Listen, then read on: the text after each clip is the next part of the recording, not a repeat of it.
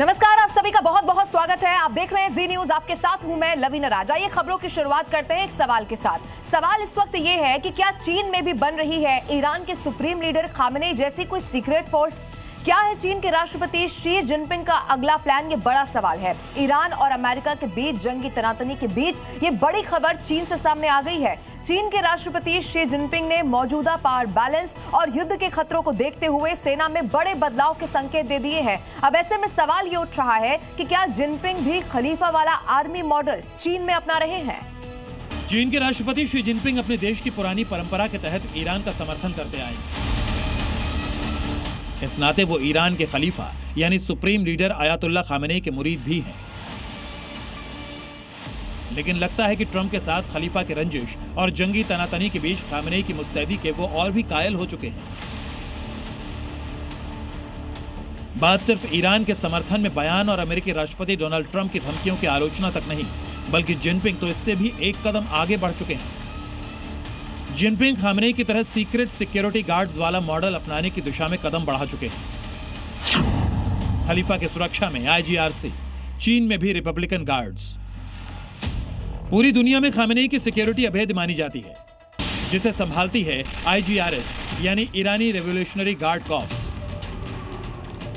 Khamenei की यह secret force पूरी दुनिया में मशहूर है। सीक्रेट इसलिए क्योंकि इसमें कितने सैनिक हैं, इनकी संख्या ठीक कोई नहीं बता सकता। ये खामेनेई का पब्लिक अपीयरेंस कैसे कराते हैं और खतरे को दूर से ही भांपते हुए किस बंकर या सेफ हाउस में छिपा लेते हैं, इसकी भनक तक किसी को नहीं लगती। ऐसे में सवाल है कि क्या खामेनेई के सिक्योरिटी मॉडल से इंप्रेस्ड शी जिनपिंग के जहन में कोई नई खुराफात चल रही है? तो जिनपिंग भी बनाने वाले हैं सीक्रेट गार्ड्स की प्राइवेट सेना। चीनी सेना का सुप्रीम कमांडर होते हुए शी जिनपिंग की प्राइवेट सिक्योरिटी के बारे में दुनिया को कोई खास जानकारी नहीं। आखिर दुनिया की तीसरी बड़ी सेना का यह कमांडर कैसे सुरक्षा घेरे में रहता है? लेकिन अब चीनी सेना के सूत्रों के हवाले से जो खबरें वर्ल्ड मीडिया में सुर्खियां बन रही हैं, उसके मुताबिक शी जिनपिंग ने सेना के अंदर बड़े पैमाने पर एक्शन शुरू कर दिया है। जिनपिंग के आदेश पर सेना से भ्रष्टाचार के आरोपियों को हटाया जा रहा है। इस अभियान के तहत जिनपिंग ने भरोसेमंद माने जाने वाले जनरल झांग को भी हटा दिया है। 75 साल के general Zhang Asia central military commission CMC के उपाध्यक्ष थे। CMC चीन में सबसे ताकतवर सैन्य संस्था है जो सीधे राष्ट्रपति के कंट्रोल में काम करती है। जनरल झांग 1960 के दशक में PLA यानी पीपल लिबरेशन आर्मी के दिनों से ही जिनपिंग के साथी थे। जिनपिंग की सिफारिश पर ही उन्हें रिटायरमेंट के बाद भी CMC में रखा गया था। जनरल झांग के साथ एक और कमांडर जनरल लियू के खिलाफ भी जांच कमेटी बिठाई गई है। चीन से आ रही खबरों के मुताबिक बीते 1-2 साल से जिनपिंग ने अपने नियंत्रण वाली CMC से 2 लाख से ज्यादा ऐसे लोगों को बाहर किया है जिन पर अनुशासनहीनता, भ्रष्टाचार या किसी और अनियमितता के आरोप थे।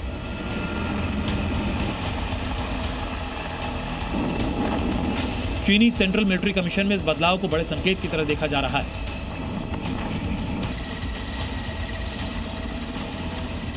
अगर जिनपिंग ने अपनी सबसे ताकतवर फोर्स से सबसे भरोसेमंद कमांडर को हटाया है, तो उसके बाद किसे कमान मिलेगी और सेंट्रल मिलिट्री कमीशन का स्वरूप क्या होगा?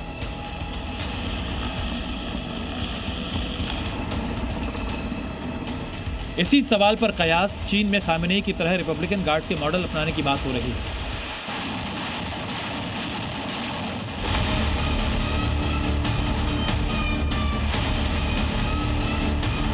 रेवोल्यूशनरी गार्ड्स के जवानों को ईरान में पासदारान कहा जाता है।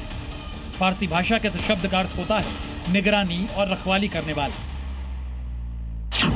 खामेनेई की रक्षा में रेवोल्यूशनरी गार्ड्स अपने इसी स्थानीय नाम को साक्षात करते हैं। इसलिए खामेनेई अपनी तीनों सेना, थल सेना, वायु सेना और नेवी से ज्यादा खर्च IRGC पर करते हैं। IRG के जवान नियमित सेना से ज्यादा ट्रेंड होते हैं। IRG के जवानों के पास सेना से बेहतर हथियार होते हैं। IRG के जवानों को आर्थिक सुविधाएं भी ज्यादा मिलती हैं। ईरान के सैन्य बजट का 40% IRG पर खर्च होता है। Islamic revolutionary guard corps IRGC वर्तमान समय में ईरान की सुरक्षा ही नहीं बल्कि उसके अनेक अन्य जो महत्वपूर्ण क्षेत्र हैं उसमें गहरा दखल रखती है, चाहे वो मिलिट्री का डोमेन जो उनका स्वयं का है और साथ ही साथ वहाँ के जो आर्थिक सामाजिक विषयों पर आंतरिक सुरक्षा की स्थितियों को डील करने के लिए, किसी भी तरीके के विद्रोह के दमन के लिए IRGC अपना पूरा योगदान इस्लामिक रिजीम के लिए करती रही है। इस तथ्य से आप अंदाजा लगा सकते हैं कि जिस फोर्स पर ईरान के रक्षा बजट का 40% हिस्सा खर्च होता हो, क्या उनकी तादाद सिर्फ 1.5 से 2 लाख होगी। जानकार कहते हैं कि ईरान की एलीट फोर्स उतनी ही रहस्यमयी है जितनी 45 साल से ईरान पर खामेनेई की पकड़। दरअसल इस फोर्स का गठन ही इसी मकसद से किया गया था, ईरान की सुप्रीम लीडर की रक्षा और उसके फतवों आदेशों की तामील कराने की पूरी जिम्मेदारी। माना जा रहा है कि खामेनेई के गार्ड्स जिस तरह अमेरिकी धमकियों के बीच जिस तरह देश की सिक्योरिटी के साथ अपने सुप्रीम लीडर के लिए अडिग हैं, उससे जिनपिंग बेहद प्रभावित है। क्या पता अगले कुछ महीनों में जिनपिंग की सेंट्रल मिलिट्री कमांड ईरान के रिपब्लिकन गार्ड्स की तरह हो जाए। मौजूदा शक्ति समीकरणों में यह बात जानकारों को बेहद संभावित नजर आ रही है। ब्यूरो रिपोर्ट, जी मीडिया।